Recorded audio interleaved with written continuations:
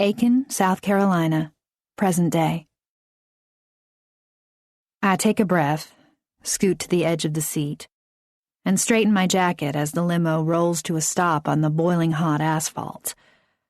News vans wait along the curb, accentuating the importance of this morning's seemingly innocuous meeting. But not one moment of this day will happen by accident.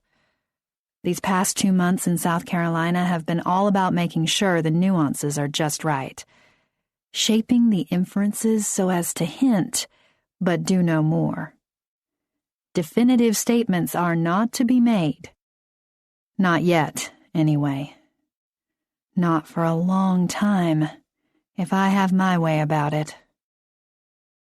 I wish I could forget why I've come home, but even the fact that my father isn't reading his notes or checking the briefing from Leslie, his uber-efficient press secretary, is an undeniable reminder.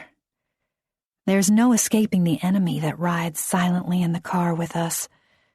It's here in the back seat, hiding beneath the gray-tailored suit that hangs a hint too loose over my father's broad shoulders.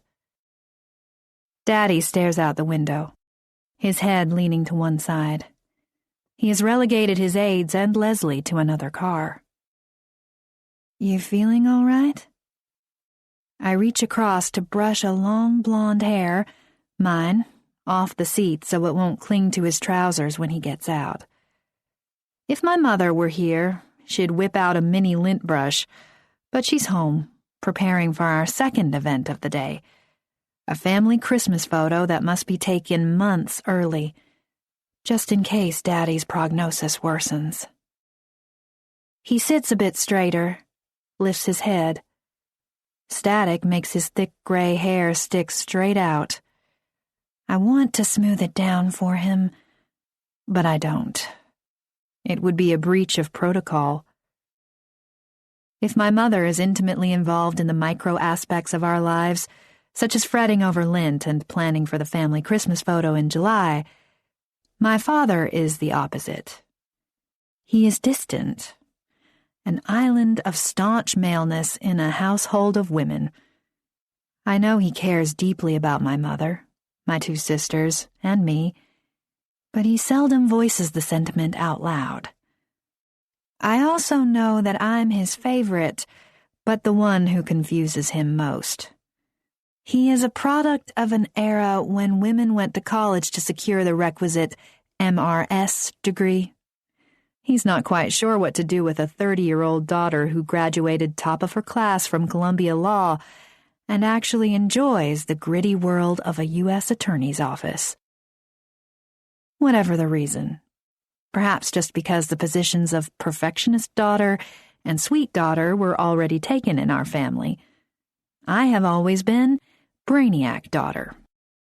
I loved school, and it was the unspoken conclusion that I would be the family torchbearer, the son replacement, the one to succeed my father.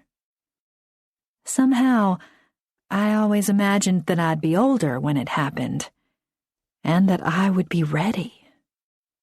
Now I look at my dad and think, how can you not want it, Avery? This is what he's worked for all his life. What generations of Staffords have labored for since the Revolutionary War, for heaven's sake. Our family has always held fast to the guiding rope of public service. Daddy is no exception. Since graduating from West Point and serving as an Army aviator before I was born, he has upheld the family name with dignity and determination. Of course you want this, I tell myself. You've always wanted this. You just didn't expect it to happen yet. And not this way. That's all. Secretly, I'm clinging by all 10 fingernails to the best-case scenario. The enemies will be vanquished on both fronts, political and medical. My father will be cured by the combination of the surgery that brought him home from the summer congressional session early and the chemo pump he must wear strapped to his leg every 3 weeks. My move home to Aiken will be temporary. Cancer will no longer be a part of our lives. It can be beaten. Other people have done it, and if anyone can, Senator Wells Stafford can. There is not, anywhere, a stronger man or better man than my dad. "Ready?" he asks, straightening his suit. It's a relief when he swipes down the rooster tail in his hair. I'm not prepared to cross the line from daughter to caretaker. "Right behind you." I'd do anything for him, but I hope it's many more years before we're forced to reverse the roles of parent and child. I've learned how hard that is while watching my father struggle to make decisions for his mother. My once quick-witted, fun-loving Grandma Judy is now a ghost of her former self. As painful as that is, Daddy can't talk to anyone about it.